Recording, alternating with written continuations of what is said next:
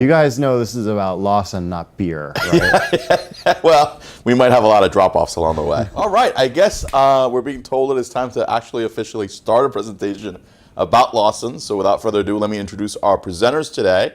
We have Mr. Richard Stout, who heads up our technical practice and has been delivering IPA presentations via webinar and user groups for about 3 years now. At least. Right? At least. And me. And this is my IPA debut. Though I really don't have much expertise, I do like to be on camera and talk. So hopefully it works out. All right.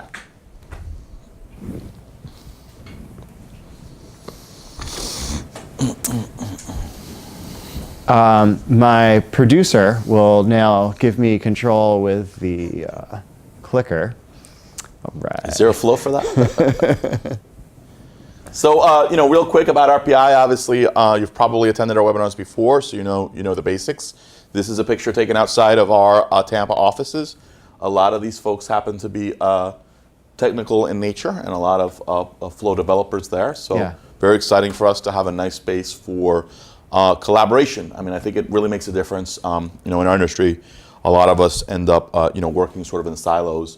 But there's cool stuff that happens when you get people. Yeah, we get a lot of good chemistry here. I mean, specifically with IPA, we've got Jeff House, we've got Josh Brunson, we've got Rob Chip Marshall, we've got Chip Cunningham, we've got Carl C. We've got so many people that are passionate about it and getting exposed to a lot of stuff.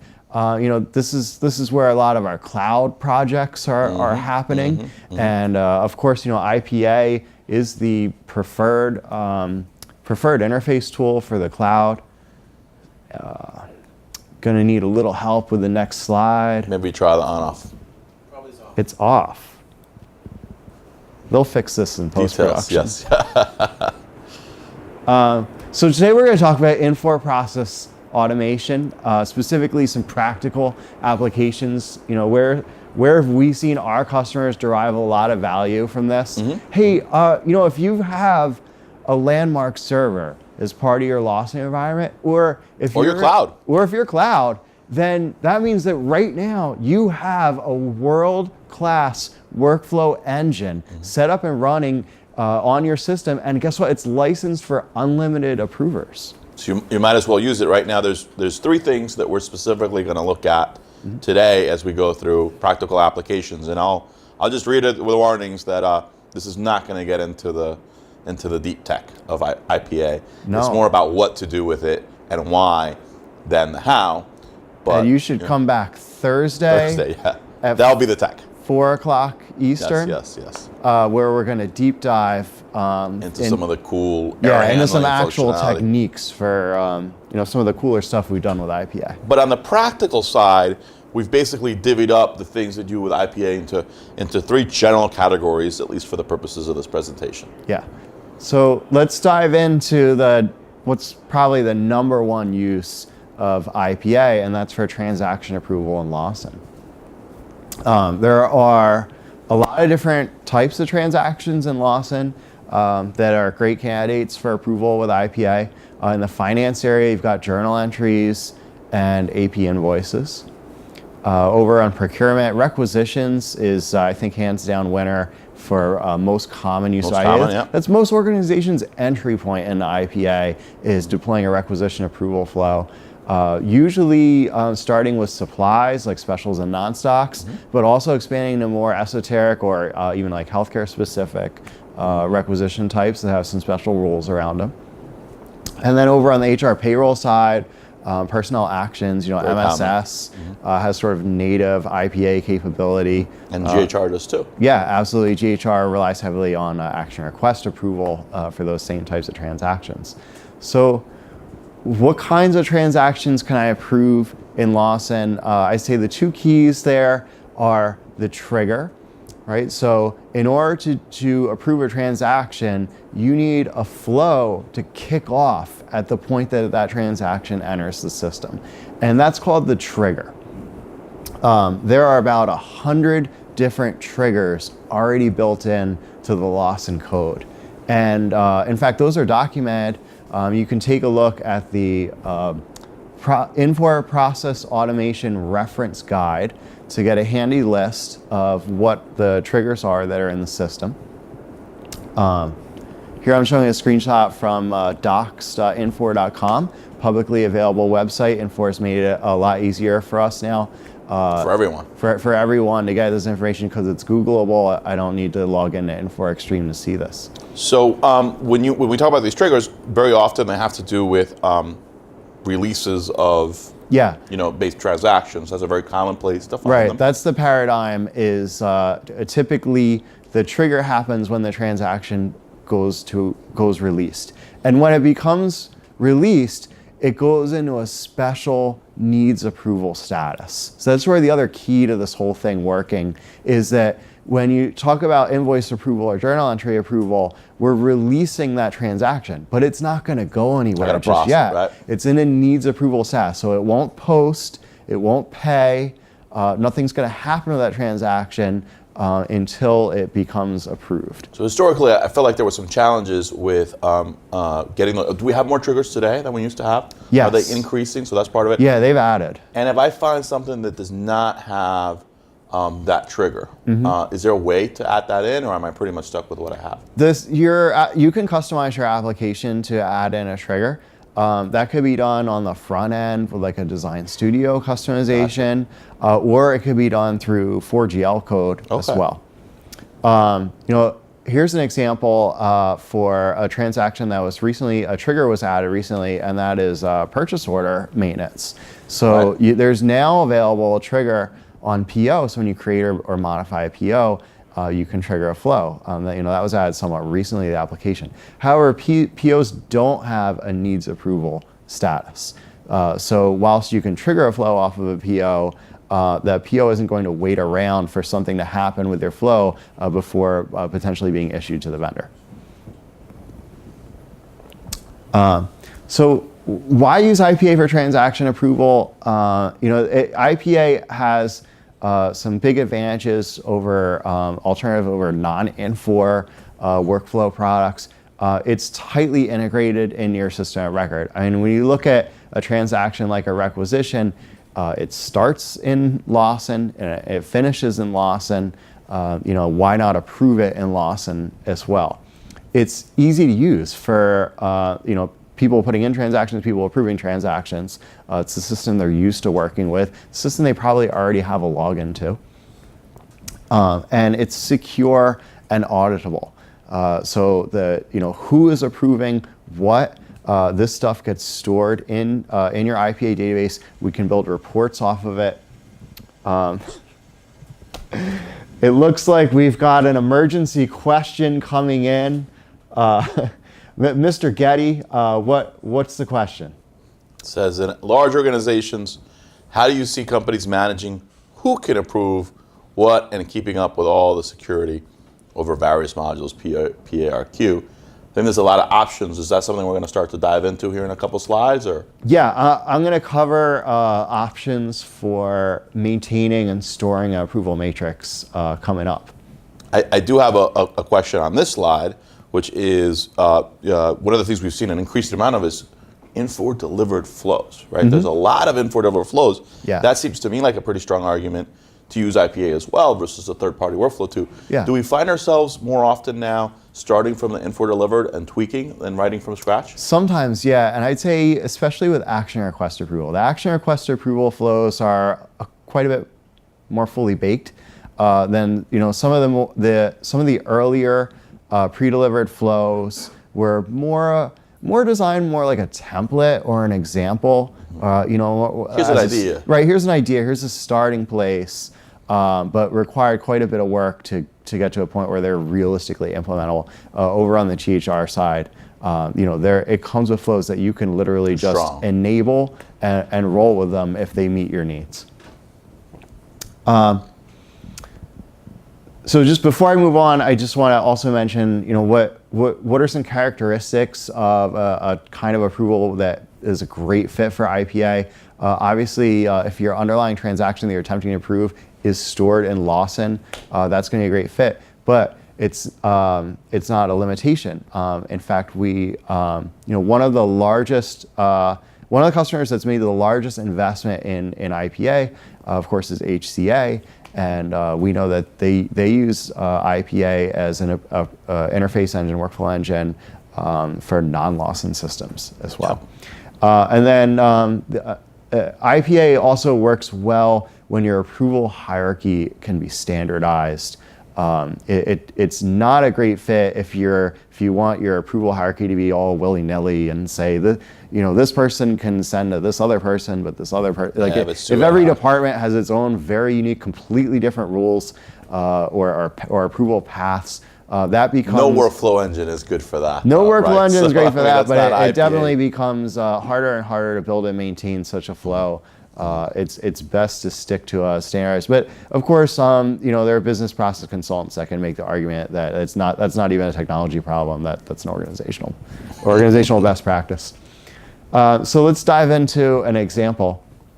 Let's talk about AP invoice approval. Typically that's used for approving expense invoices, not match invoices, and we can turn that on at the company level, on the process level, and the way AP invoice approval works is your work unit is started when the invoice is released. Your invoice will go. That means AP invoice approval is contingent upon getting your invoice transaction into Lawson up front, which is great because it provides visibility into that data. You can accrue for that invoice. And the invoice is released, it's routed for approval. After the invoice is approved, at that point it can post to the GL. At that point, it can pay according to terms. And we often see AP invoice approval built out in IPA along with integration with a document imaging system because, of course, the source of an AP invoice transaction is oftentimes a piece of paper or an emailed PDF or something like that. So a lot of times we'll tie in IPA with a document imaging system so that way approvers can take a look at the paper that was the source of that transaction. So I want to add in a couple of things. We've actually done a lot of work historically with AP invoice approvals dating back a long time. And unlike a match invoice where there's a purchase order that presumably went through the proper controls and is essentially pre-approved, an expense invoice you can't just send to an AP department and expect them to pay. You need someone to say this is okay to pay, and typically coded. In many places historically that had happened manually. So that's why it's such a great fit to take that manual process and automate it. We have seen some organizations route service invoices for approval. Sure, two-way match. Yeah, two-way match. Well, the thinking there is that, yes, the PO approved the organization to purchase the service, but there's no verification the service was received. And in that case, they want to route it to say, yeah, they actually did, perform this upgrade, so it's okay to pay. So anyway. Great use of AP invoice approval. And it can be enabled for match invoices, and the technique we use is within the flow, we'll build in some criteria for what types of invoices really don't need any human intervention and can be auto approved. Hey, what about distributions? Another big thing. Yeah, who's going to provide and enter the distributions on that non-PO invoice? Well, it really could go either way. Either maybe your AP department has that domain expertise, and maybe they're the ones responsible. Maybe your AP department sort of acts sort of like in a finance role and provides the GL coding on the invoice prior to sending out for approval. That's okay. But with IPA, you also have the option of sending out just an invoice header record for approval and collecting those distributions from your approvers.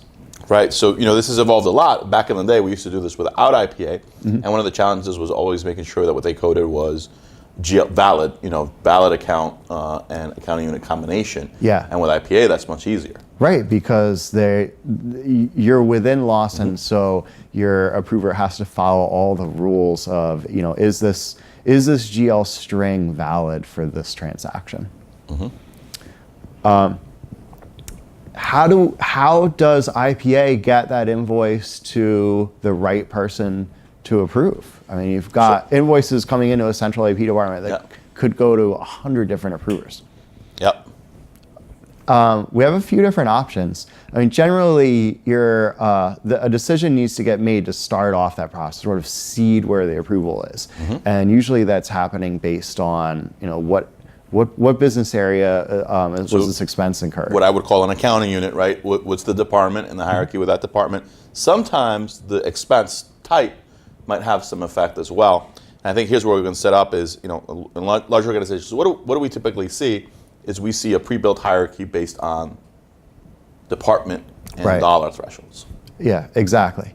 So we can do that with IPA. We can route invoices based on, we can have it say, look at the first distribution line, what accounting unit was that coded to, or we can use a field on the header. Out of the box, we have the authority code field available, but we can actually route on basically any header level invoice field. Now, who's responsible, whichever way you do it, for maintaining? So Richard Stout is new in an organization. Well, Richard Stout was approving this department, and now he's gone, and somebody else is approving that department.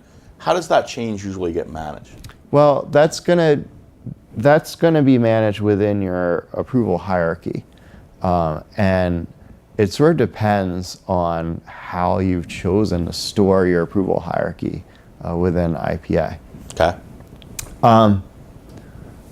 Let's touch on another financial approval Let's hit scenario. a couple of AP questions here. We got with the ImageNow versus Lawson, which is a fascinating question, right? We have done a lot of work with ImageNow RPI historically, and we've used now called Perceptive Content. Don't send me a letter. and their workflow engine, which is actually very powerful as well. And so right now, I would say one thing was, if you happen to be a Perceptive Content a customer that has it working, personally, I don't see why you would change, right? It's like, why implement? But right now, starting from scratch, which workflow engine would you use for a customer that had both? Well, there's really pros and cons, and a big part of that, I think, depends upon the type of business process that you'd like to implement. A typical paradigm with using an imaging system for invoice approval is that the imaging system is initially the system of record for that invoice as it moves through the approval process. It's like pre-Lawson entry. Exactly. So your invoice data is stored in your imaging system and maintained there throughout the approval process, and only approved clean invoices are then brought over to Lawson. At sort of at the end of that process. And once the record comes into Lawson, it should be posted immediately. It's available to pay by terms. There you have other challenges, though. That GL accounting unit, you're pinging Lawson to verify whether it's correct at the time of coding and so forth. There's some additional integration that occurs in that process. Yeah, and Lawson's basically unaware of that transaction, whilst it's over in the imaging system. But if there are advantages to that style of process as well. It's one that many organizations found successful, and for some organizations, flipping their business process on its head, if they're not prepared to say, we'll do entry first, that at that point your tool doesn't match up with the process that you're trying to automate. So that I think that's a compelling argument for using a document imaging. So the short answer is, it depends. Yeah, I don't think there's one there's one right answer for everyone. I've been helping our customers implement AP invoice approval in ImageNow and OnBase and other systems like that for a long time, 12 years, 13 years. I've been working with IPA, or before that process flow, to do the same. So there's no cookie cutter answer to that question, but definitely it's a great one to debate, and that's the type of question that I would definitely enjoy speaking with someone and sort of learning about what their what their goals are of an invoice automation process, and sort of helping find what are the pros and cons for any individual organization to help them make a decision. Shall we? Yeah. I'm Journal entry? Get up the questions while they're there. So another financial transaction, commonly we use IPA for journal entry approval. It's pretty easy to turn on. It's at the GL10 level. There's a workflow flag, and by setting that to Y, that enables the special needs approval status, where journal entry can be released, but it's not going to post right away. So the overall process, your journal entries, is brought in to GL70. Well, this is for recurring. This is for GL40 would be the regular ones. If you hit back, I think you might have that on skip there now. my slide. Let's talk about regular journal entries. Very straightforward. Let's talk about recurring. Yes. Because recurring journal entries can be routed for approval as well, but it's the initial entry that gets routed for approval. This is more recent that we've seen journal entries be something that's come up, and then we started to build approvals for. Yeah, and this is typically for journal entries that are coming right into GL. We don't see this often for subledger posting. Yeah. I don't think that. Yeah. Over on the procurement side, this has got to be the number one use of IPA is requisition approval, and for organizations that have had rec approval for a while, maybe they had a flow created in the process flow days. Moving to IPA is a great time to sort of think about how do we enhance and improve our approval process. One of the great features of IPA is that you can approve via email. This is a feature that Process didn't really have. In the old days, your flow would basically tell somebody, hey, go log into Lawson, see what's waiting for you, look at that transaction and make a decision. And we're able to streamline that whole thing now by sending a well-constructed email that has all of the information that an approver would need to make a decision, and then they'll be able to click an approve or reject link right in that email to take action. So it definitely saves a lot of time, but of course you still have the web-based in-basket if you'd rather approve online, and there's mobile apps now too. If we take a look at what an approval flow looks like, what I have here is a simplified example, but this is technically a functional approval flow. And you see that the designer is somewhat like Visio. It's basically you take your process and you break it down in individual steps. You lay those steps out in the order that they need to happen. Now this is a simplified example, and I would say real life flows are going to look something a little bit more like this. But we didn't build this all big bang. This is something that evolved over time as we enhanced added capability and business requirements into a flow. So this might look complicated, but I talked about adding email approval to a flow. That's actually super easy. There's just one checkbox here on the notify tab of the user action node that's used, and the system will automatically create those links on our notification email. So you asked me about how do we maintain approvers in a system, and IPA has a lot of different options there.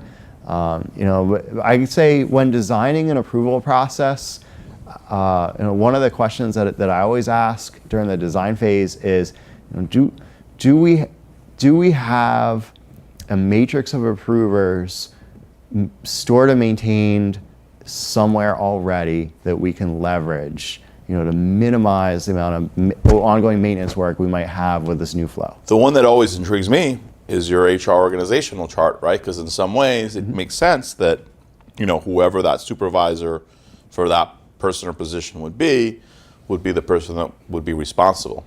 And for organizations that do that, then there's no person responsible for maintaining that structure. Your HR organization is doing it. Unbeknownst to them, they're maintaining that, and that's creating the absolutely. workflow. And if you're using Lawson HR or Global HR, then IPA has a very distinct advantage in that it has native integration into those modules. Because it gets used for the manager action approvals, right? Exactly. MSS, right? If you're using another non-Infor system for HR, we can still connect to that system because we have a lot of capabilities within IPA to integrate with other systems. We can query a third-party system or a third-party database to and every HR system has that structure too. Yeah. So that's the other reason. Yeah. Yeah, exactly. And and that works great for HR transactions. Other types of transactions we found that our business users don't really want to follow the HR org chart for approvals. And I think requisition approval is probably a big example there where we rarely see organizations tying back HR of rec approval. Yeah. Because requesters and rec approvers sort of follow maybe an alternate path. Who's responsible for budget was probably what more follows. Yeah. Exactly. Some organizations have used the RQO2 screen to store who those approvers are. Is that still common, the RQO2 screen being used? From time to time, yes, and it's because it's a familiar screen. It's an easy screen to go into. Assuming that the person maintaining that matrix is maybe a materials director or someone in the procurement department. Probably an MMIS, not a materials director, but yeah. Yeah, probably an MMIS. That's somebody who's already comfortable working in Lawson Portal and knows their way around screens. So RQO2 is a handy place to store that data. But another way that we can hold that information is right within IPA. IPA has an approver repository that's called tasks and filter categories. And if you've worked with tasks and categories in process flow, you must be really happy about the way that IPA has made it so much easier to maintain that data. Building one screen that brings together all that information, so it's fairly easy to add an approver, assign that approver to a level, and give that approver one or more departments that they're responsible for. This sounds like it's your preferred choice at this juncture. If I don't have another system to leverage, if I have unique approval requirements, I'm going to recommend that we use tasks and categories. So we have some questions. This is a good time to maybe take a couple. Sure.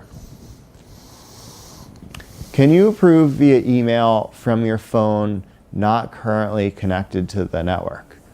So the email can come through to your phone. What about the link? I think that's the question. No, because your phone's not on the network. What you'd need to do would be set up an external gateway to your landmark server to make that path available to the internet at large. And that's possible. That's a project that we've helped some of our customers. Is that similar to the self-service outside the firewall? Yeah. Yeah, absolutely. And when you look at like Global HR, employee space, it's super similar because that's being sourced from the landmark server. You can forward the email back to somebody in the office, though. That would be a trick. That would work. Yeah. Click approve, please. Did anybody ask about that? Not yet, but we can talk about it. Yeah. Somebody asked me about forwarded emails. Or what happens? I've enabled approval in my emails, but what happens if someone forwards the email? You've got some choices there. As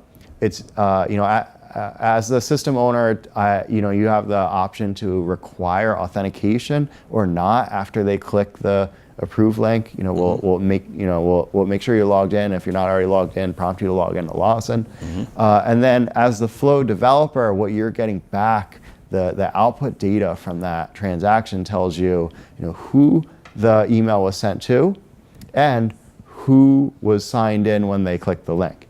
and you can test and see if those are two different people. And if they are different, then at that point you can make a decision. Hey, the person that clicked a link, do they have an equal or greater fiscal approval authority than the person I sent it to? You can build that into the flow. Yeah, you can build that cool. logic into the flow. That's pretty cool. Okay, next question. We need approval for only non-stock items, but if we have both stock and non-stock, but our problem is the rec is waiting for stock items to be created to PO until the work unit is approved. Yeah, so common.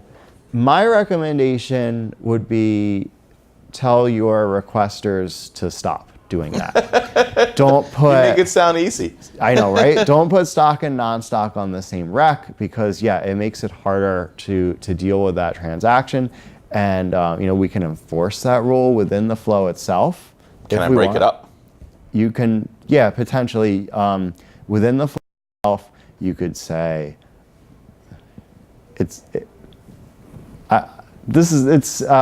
trickier than it sounds. It could get a little hairy, yeah. But you could unrelease the rec, delete out the stock lines, build out a new rec. Yeah, it's possible, but my recommended approach would really be just put a business rule in place that your requesters don't do that. Another alternative is to implement rec line approval rather than rec header approval, but that's really not very widely used, and there are some other challenges with that paradigm. I think we might have missed a question about the email action user node. Yeah. Is the email approval buttons only in the user action node, or can it be added to the email node? Only in the user action node, is the answer there. So what that means is you have to use user actions notify to send that message to your approver. If your flow is using a separate email node to send that notification, you don't have that ability to add those links in there. But you can pretty much do everything in the user action notify that you could do with a separate email node. Okay. And it seems like we got a separate question on the stock versus non-stock. And obviously, can it be done? Probably highly complex. Yeah, that's a great follow-up question. Yeah. All right. Well, you want to keep going a little bit, and then we'll I'd love dive into the questions. Yeah. When we say approvers in the system, what kind of access do approvers need in order to get in and approve something? There are actually a lot of different elements that need to be in place for that user's record, and you can see that with all of these security requirements, potentially one could get missed when an approver is set up, or if we're connecting to an external system. Excuse me. If we're connecting to an external system, approvers might not even be defined in Lawson. So the way that we've handled this is we actually create some logic within our flow itself that before I'm going to send something to someone for approval, I want to query that person's account data and make sure that they meet all of the security requirements to actually perform that approval. And if they don't, you destroy the work unit. And if I don't, I fix the problem. Oh. So I can do an RM update, I can do an actor update, I can call ISS. There's a lot of things that we can do within a flow to fill in the missing security requirements. You could even notify someone and say, we're about to create the security. Should I do this? Can I confirm? I can send an email to somebody, or I can drop that transaction into, say, a system administrator's in basket and give them some options. Sure. Cool. Yeah, this is something I like to build into sort of any approval flow now, because compared to PFI, IPA does have a more extensive list of security requirements for approvers. All right, have we talked enough about approval? I think so. You want to talk about interfaces? Approvals are exciting, but so are interfaces. All right. IPA is a really great interface engine. especially when you look at inbound interfaces, because it has some capability that almost nothing else out there has. The native ability to do AGS calls. When you look at interfaces with Lawson, there are a lot of interface jobs available, but they don't cover every single transaction that you might want to bring into the system. IPA can add just about any record that you want, because it's effectively like going to a screen. Through the Lawson code. Yeah, exactly. And where the Excel upload wizard can go to any screen and hit an add, IPA can actually hit any button at the top of the screen. IPA can do a release. IPA can do a match. Which is why we've had organizations that have 2,000 buyer's messages for the same thing, write a quick IPA code to do that release. Sure, an ad hoc flow. IPA can fully manage Lawson security on both sides, LSF and Landmark. IPA can do transactions in Landmark applications, including to IPA itself, so you can do self-management within your flows. And then it's got a web run node for any miscellaneous type transaction, for example, like a job submit we could do with a web run node. IPA is also really capable with connecting to other non-Infor systems, because we have so many different nodes available that can go and talk to an external database, even if that database is not the same kind of database that your Lawson system is running. It can make web service calls. It can drop to a command prompt and execute a command or a script. It's got FTP and SFTP access. So we really find that IPA is super versatile when it comes to connecting to other systems. Now, when it comes to approval flows, there's sort of a natural start of the flow, and that is when an individual transaction is released that I want to approve. But interfaces don't have that natural start. So how do we start interface flows? Oftentimes it's on a schedule, and IPA does have a pretty advanced scheduler with a lot of different options about when you want to schedule flows to run. But in addition to just waiting for a specified time, IPA can do things like monitor a directory and look for an incoming file that meets certain criteria. It also has a network initiation, so an external system can make an HTTP call into Landmark to kick off a flow, and it can even pass in some simple variables. Let's take a look at some examples. Anytime you're sending data from Lawson out to your bank, IPA is a great tool for that. If we take a look at an ACH payment example, you run AP 160, and that's creating an ACH tape file. A manual process might be to take that file, grab the file off the Lawson server, figure out what bank it belongs to, go to that bank's website, or bring up your SFTP client and send the file, and then then archive that file out somewhere so you've kept track of it. That's something that we can do pretty easily with a flow. In fact, here's an actual flow that does that. This flow is set up on a file channel trigger. So it's waiting for that ACH file to be created by Lawson. It's going to pick up the file. It's going to take a look at what bank it belongs to. It'll know, and then make that SFTP connection to the appropriate destination. And then we'll archive the file in a safe place and let the operator know that they have a successful transaction. Simple looking flow, much simpler than your approval one example. Yeah, exactly. I mean, this is the type of flow that a business analyst can create and test in a relatively Is that a term for a euphemism for non-techie? Yes. People like me could create yes. it. Okay, that's awesome. You don't have to be a programmer to build this out. But it helps. Empowerment. Love it. What other kind of interfaces? Take a look at, Kronos is a prime example of where we see IPA coming in to, bring time cards into Lawson and populate Kronos with employee demographics data. Really, IPA is an ideal tool for bidirectional interfaces, and we have really some unique capabilities around bidirectional real-time interfaces. If you were, say, the functionality of an entire subsystem might be running in a non-Infor application. We've worked with warehousing systems before, with service shop management, break-fix systems before, integrating back to loss and PO and financials and what have you. Now I realize that we love IPA here, and we love using it for interfaces, and it has a lot of ideal scenarios. Are there scenarios where IPA is maybe not ideal as well for an interface engine? Or no? Yeah. IPA all the way, all the time.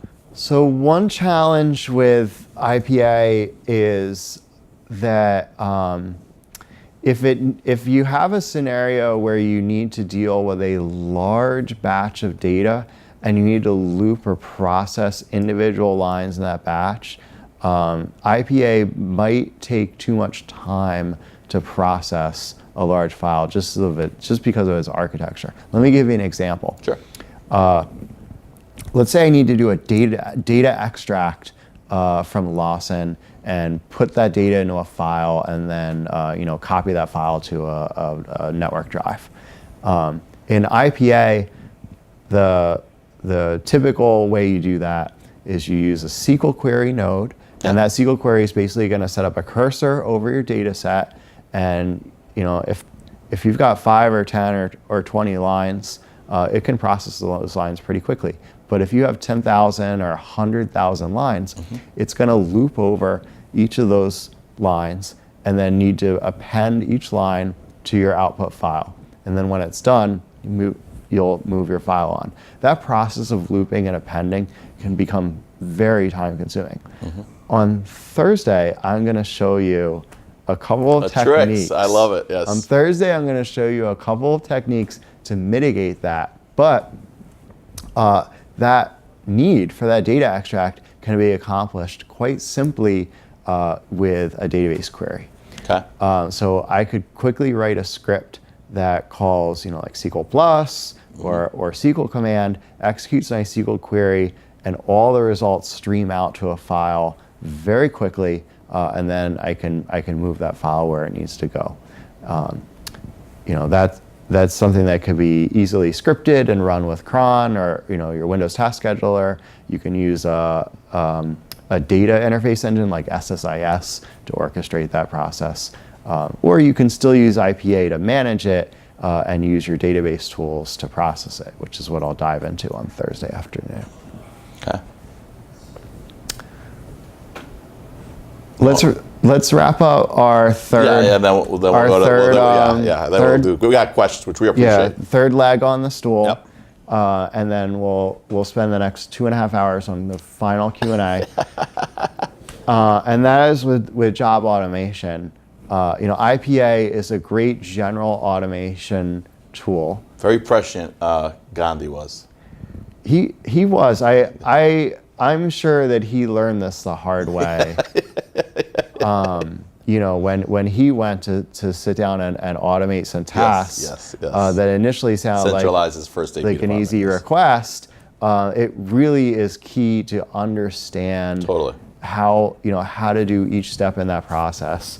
But once you gain that understanding and you can break it down into a simple set of steps, it's fairly straightforward to build out a flow to do that. I know we're diving into automation now, but I think it applies to everything. And when we first started seeing that was, yes, you want to automate your approvals. What's your approval matrix? Right. I don't know. This invoice, it goes to this office, and then this person approves it. And there was a lot of researching what actually happened. The legacy process. That's a big callback. So with any kind of transaction approval, we've worked with customers where that transaction approval was completely offline, and maybe they had a formal policy, maybe they didn't. Maybe they didn't follow it. Exactly. That's often what they found is that real life did not necessarily conform with what they thought, and bringing that to be an online programmatic process sort of enforces that policy, which can which can be a great thing, can be a little painful transition as well sometimes.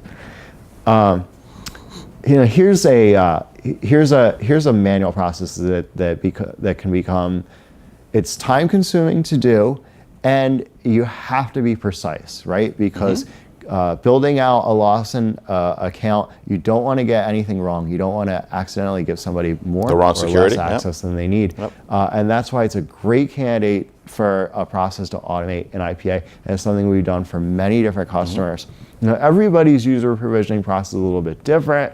We look at customers that are bound to Active Directory, so they've got a Windows administration team that needs to do their part. Maybe an email address needs to get created. But at some point, you're looking to create a Lawson user account using that data. What's their employee number? When they start? What's their AD username? What's their email address? We can bring all that data into IPA and sort of completely automate out building that person's security. We usually do a 80-20 or a 90-10, where we say, if you've got ESS users, that's an easy one. We can fully automate building out an ESS user. You've just hired a core finance user. That could be a little bit more nuanced, to building out their security. So let's do 80 or 90% of the work automated, and then hand the rest off to a security officer who's going to make sure that they have exactly the right roles that they need. Easier than creating accounts is actually disabling or taking them down, and this is something that we usually want to tie to the termination process. Termination date. Yeah, exactly, or maybe a certain period after, if that person needs a couple of weeks to be able to view their final pay stub or what have you. We can tie into that termination process and make sure they're no longer able to log into Lawson. We can the new best practice is to disable rather than delete. In case they come back to your organization, you also don't want to wipe out job history. was a mistake. That too. Which happens to my understanding from my HR friends is that happens. Yes. Job automation in Lawson. Anytime that you've got a need to run a bunch of jobs, maybe a period end closing, maybe you have 100 companies. And for a period end closing, you need to run a job 100 times, and each time you ran it last month, you have to go in and update the date. Great candidate for IPA, because IPA can create and modify job defs, and then it can submit those jobs. It can even grab the output file that came out. Rather than a person having to look at 100 job outputs or reports, we can consolidate that and scan for error messages and alert an operator. MSCM exception handling. This is the one that our friend colleague Stephanie, friend and colleague we Stephanie, think we understand it, but we may get a little bit messed up. Yeah, has found IPA to be really helpful for when you're doing a replenish action in MSCM. If you have an error on a line, MSCM will bring an unreleased rack, that has all the rest of the lines that did not error out. The manual process there is you have to take a look at the par count report in MSCM. You have to fix your rack. You go to RQ10. Very manual process that can be automated in IPA. A flow can release that requisition for you, and then notify you of where the problem was, sort of comparing MSCM and RQ. But not holding everything back. Yeah, exactly. Not only can the flow detect what line is in error, we can build in some checks into that flow to see, well, what was the problem and who would be the appropriate person to fix that. For example, what if it was GL account not active? In that case, it's probably your finance person that needs to step in, so our flow can notify finance and say, hey, we couldn't process this transaction. Because of this, yeah. Yeah, exactly. And wait for them to activate the account or let us know what else needs to happen.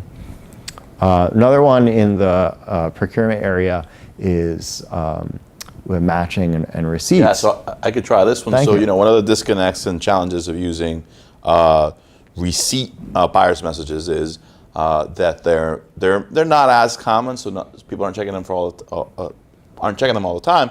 But also, when you have a receipt that goes over PO quantity, you cannot release that receiver, which prevents other transactions from occurring in the system.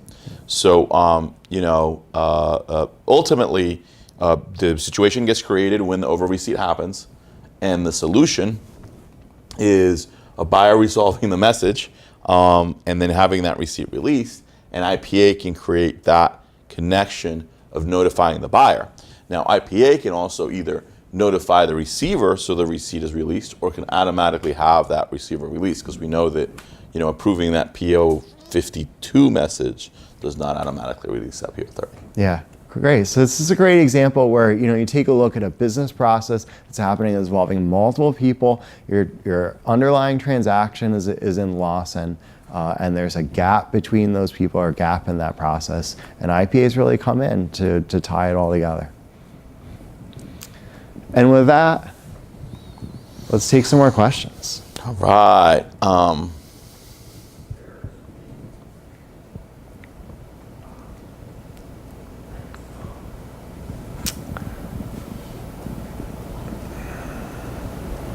You want me to read some? Let's do question 9. Okay. Can you add multiple filter values to one filter key? Yes. So like with rec approval, you can have somebody approve for multiple requesting locations. We usually see that with the higher level approvers. Can you place action buttons in the email, but only send to certain people? I don't want the approval to go to all the users in the task, just the filtered user. So I think where this question comes in is, we're using a user action node to gather approval from someone. We're using task and filter categories for the system to decide who the right approver is, and we're using email approval, so we're sending that email out and allowing them to click the approve link back in. And the question is around, maybe can I blast this email out to, say, 5 people in a department, but only 2 of them really have the authority to approve? Are the 3 others CC'd as an FYI? No, not really. The way I would solve that would be use a separate email notification, or a separate email node prior to the user action node to just send a non-actionable email. I'm gonna try number 12. Yeah. What nodes would you use to organize a flat file to fit vendor standards? Well, so I guess this question is probably about maybe an interface flow where you need to manipulate data in a file. That outbound benefit 834 that Chip loves so much. Right, exactly. So IPA does have a lot of capability around text manipulation, and it actually has full JavaScript, a full JavaScript engine built within it. So I can use any JavaScript expression I'd like to sort of change around the format of text in a file. And I like to use regular expressions to do find and replaces and text modification. So I'd say, take a look at using the script button on the assign node and see how regular expressions could come in to efficiently change the format of a file.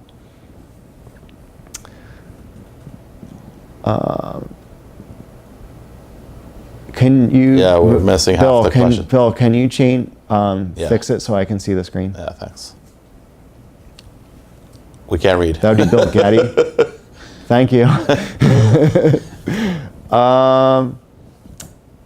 Work unit purge, come on. Yeah. That sounds fun. Sure. Maintenance work units. Is there a way to purge work units so my database won't go larger? How's it going to affect performance creating work units? Yeah, so every time a flow kicks off, you have a work unit that's generated in the system. There's a lot of data that sort of goes along with that work unit.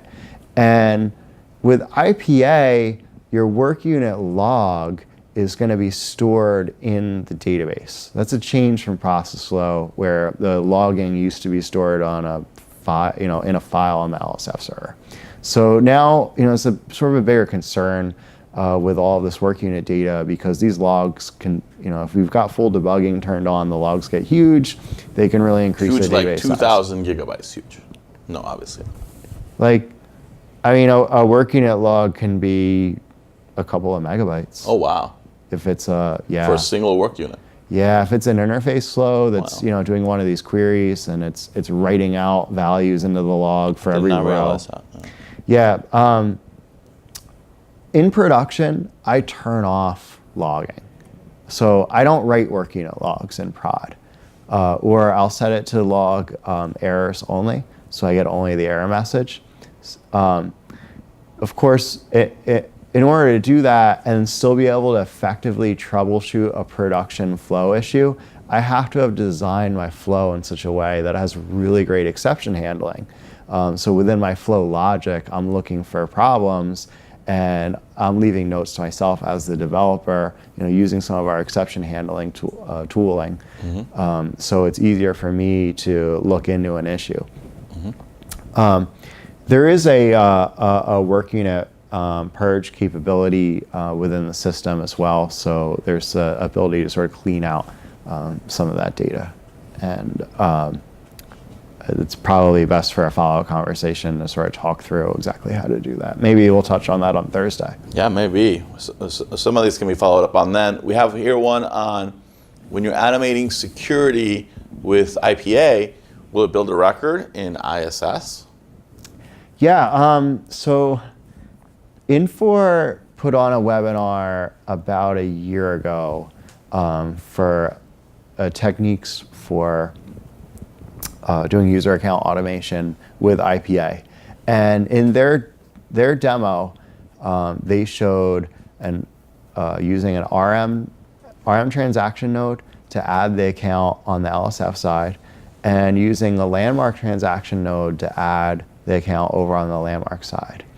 But the problem there is if you add an account to LSF and landmark, ISS has its own database. So when you add that account, you go into ISS and try and search and bring up that account and change it, it doesn't show up. It doesn't show up until you do a sync. Either a full sync, or by using the list-based sync capability that you can kick off on the LSF server. So how we've worked around that is we have used a web run node to make a call directly into ISS. And we'll actually build the account out using web runs against the ISS You do build it through ISS? Yes. Our flow will interact directly with ISS, and since we're putting the account in through ISS, it's getting added at that point, so it can be immediately edited without having to initiate a sync. So it's a real world security provisioning that we do. Yeah. It's not supported by Infor, I guess, but most custom flow work isn't supported by Infor anyway. So it's just another way that we've used to build out an account and sort of overcome that ISS limitation. There's a potential patch that fixes the issue of the ISS showing the new user. We have another one here. Can you notify if you have multiple approvers and the first one clears the issue for all? Can you notify the other ones? Oh yeah, so that's a great question. I would do that by putting a. I assume that you'd like to do that notify via email. I would do that by putting an email node right after my user action. Take a look at the output variables on the user action node to see who of your 5 potential approvers, who is the one that actually clicked the button, and then just basically send an email using an email node to the 4 other people, giving them the heads up that the transaction is now approved. So I think it's 2:01. We still have some questions, which we really appreciate.